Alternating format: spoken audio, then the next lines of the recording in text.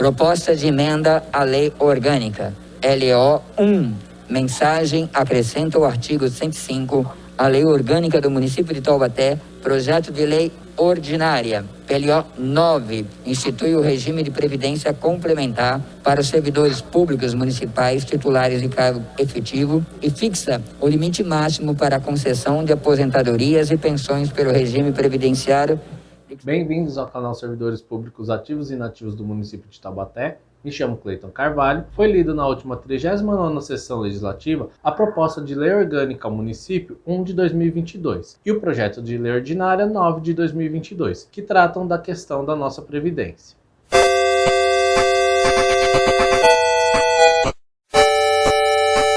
Iniciemos com o mais simples, a emenda à Lei Orgânica, que visa apenas adequar a reforma da Previdência Federal no quesito idade mínima para se aposentar. Então ela visa alterar o artigo 105 do nosso Estatuto do Servidor e vai dizer o seguinte: o servidor abrangido por regime próprio de Previdência Social será aposentado aos 62 anos de idade se mulher e aos 65 anos de idade se homem, observados o tempo de contribuição e os demais requisitos estabelecidos em lei complementar. Parágrafo único. Os ocupantes do cargo efetivo de professor terão idade mínima de 57 anos se mulher e 60 anos se homem, desde que comprovem tempo de efetivo exercício das funções de magistério na educação infantil e no ensino fundamental e médio fixado em lei complementar.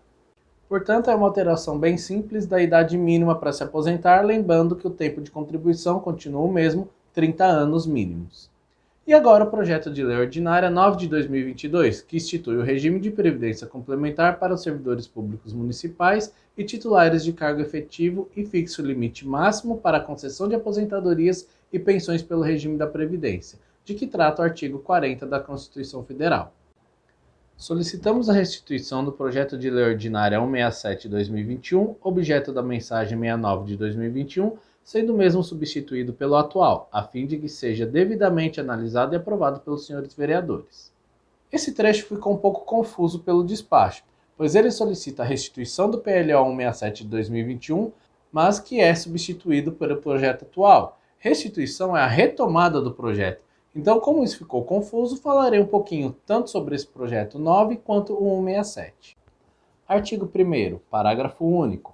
O valor dos benefícios de aposentadoria e pensão devido aos servidores públicos titulares de cargos efetivos que ingressarem no serviço público do município de Taubaté a partir da data de início da vigência do RPC não poderá superar o limite máximo do benefício pagos pelo INSS.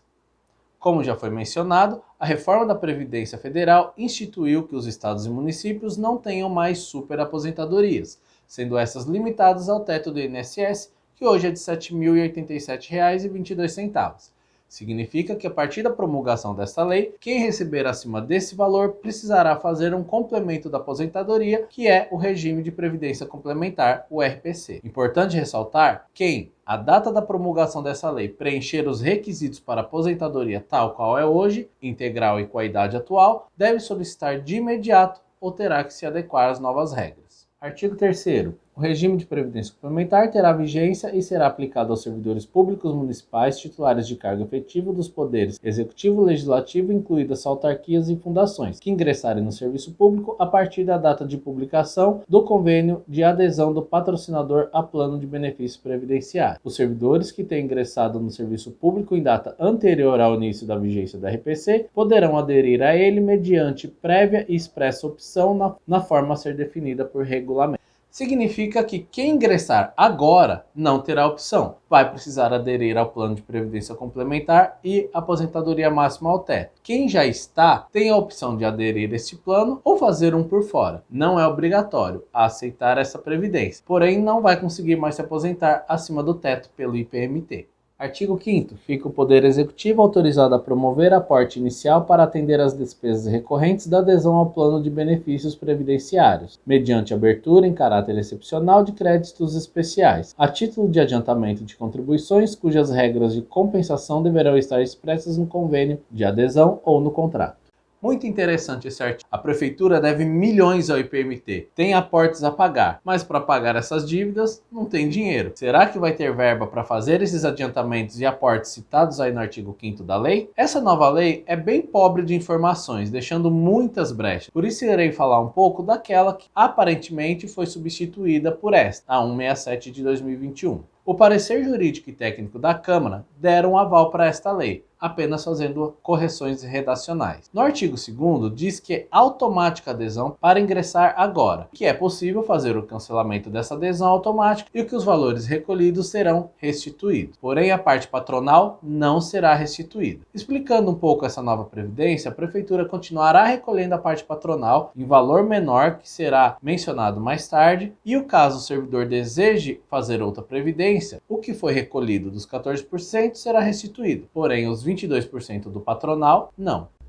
Os servidores referidos no caput deste artigo, com remuneração superior ao limite máximo estabelecido para os benefícios do regime geral de previdência social, que venham a ingressar no serviço público a partir do início da vigência dessa lei, serão automaticamente inscritos no respectivo plano de previdência complementar desde a data da entrada em exercício. Fica assegurado ao participante o direito de requerer a qualquer tempo o cancelamento de sua inscrição, nos termos do regulamento do plano de benefício. O regime de previdência complementar também será oferecido aos servidores que ingressaram no serviço público municipal antes do início da vigência do regime de previdência complementar, e de acordo com a oportunidade e interesse do patrocinador, nos seguintes termos: o servidor efetivo que optar pela mudança do regime previdenciário terá o valor de suas contribuições do IPMT transferidas para o RPC. Não será transferido do IPMT para o RPC o valor referente à contribuição do empregador. Para quem já é servidor antes desse projeto, o servidor que não tenha migrado para o regime de previdência complementar poderá requerer a qualquer tempo em caráter irretratável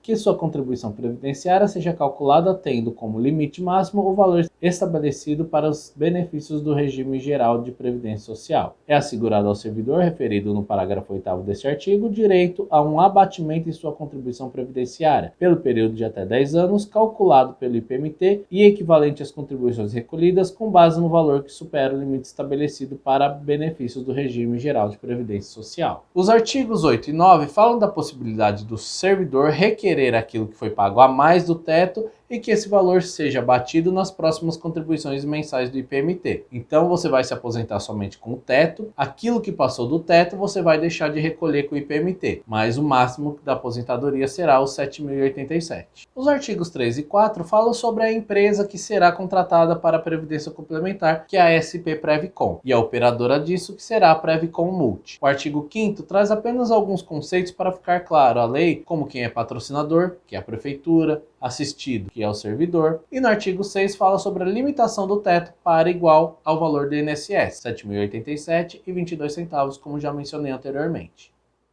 Artigo 8º, concessão de benefícios que trata o parágrafo 3º do artigo 18 da Lei Complementar Federal aos participantes ou assistidos pela entidade fechada da Previdência Complementar é condicionado à concessão do benefício pelo regime próprio de previdência. Então o artigo 8 condiciona que para a previdência complementar, é necessário ser segurado ao IPMT na parte que não supera o teto. O parágrafo único do artigo 9º traz um dado muito interessante. O servidor com remuneração inferior ao limite máximo estabelecido para os benefícios do regime geral da Previdência Social poderá aderir aos planos de benefícios administrados pelas entidades fechadas de que trata essa lei, sem contrapartida do patrocinador, cuja base de cálculo será definida nos regulamentos. Ou seja, se você não quiser mais contribuir com o IPMT, será possível. Porém, a sua aposentadoria será limitada aos 14% recolhidos, não havendo a compensação, a contrapartida hoje, nos 22% da parte patronal. Artigo 11. A alíquota de contribuição do patrocinador será no máximo igual à contribuição individual do participante para o regime, respeitada em qualquer hipótese, como limite máximo, a alíquota de 7,5%. O artigo 11 diz que o limite da parte patronal será de 7,5% daquilo que exceder o teto, ou seja, a parte patronal será menor na complementar do que é hoje na normal, que é de 22%. E o que diz o IPMT a respeito disso tudo? Vale lembrar que quando foi para estipular os 14%, o IPMT fez o maior escarcéu, carta aberta em seu site oficial, foi parar na mão de tudo que é servidor, que se não aprovasse o IPMT iria quebrar, Agora, com uma medida que efetivamente tira recursos do IPMT, se limita a um ofício dentro do processo e nenhuma comunicação oficial aos seus segurados. Muito pelo contrário, se você entrar agora no site do IPMT, vai ver lá que consta aquele velho ofício de 2021 tacando o terror nos servidores. Mas agora que realmente a Previdência está em xeque, nenhuma menção do IPMT aos seus segurados.